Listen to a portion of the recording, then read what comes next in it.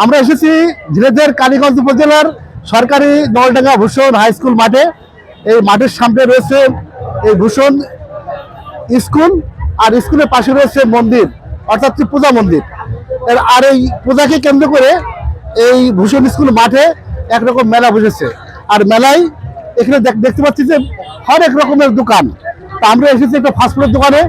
এখান থেকে আমরা নিয়েছি এই যে ডাউলের চপ, আবার আছে চিংড়ির চপ, আর এখানে কি কি আছে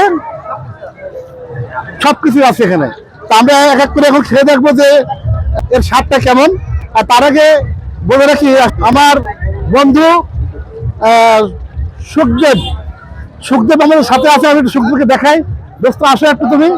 এই যে দোস্ত, এই দোস্তকে একরকম জোর করে ডেকে ধরে আসা হয়েছে। সে আসছে না, ফাঁকি দিচ্ছে।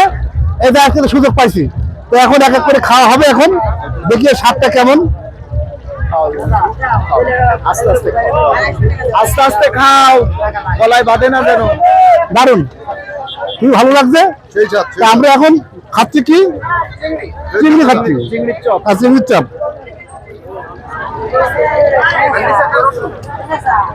আচ্ছা, নিচে কি আছে? রসুন আছে। রসুনের চপ আছে। আচ্ছা, এটা হচ্ছে রসুন। তো সব মধ্যে ডাল মনে হচ্ছে, এর সাথে ডাল মিক্স করা। শুধু আমি একা খাচ্ছি না, গাজীও আছে, গাজীও খাচ্ছে। তো এখন ভাই, এটা হচ্ছে কি নবীন ভাইয়ের ফাস্টফুড। ডিম দেন খাই, গরম তো নেই, ডিমের চপ দেন। আমি ডিম পছন্দ করি, তো ডিমের চপও খাচ্ছি। দেখি ডিমের চপটা কেমন হয়েছে। পাকস্থলী তো জাপানি পাকস্থলী। আমার বন্ধু একবারে 12টা ডিম খেতে পারে, একবারে 12টা ডিম খেতে পারে।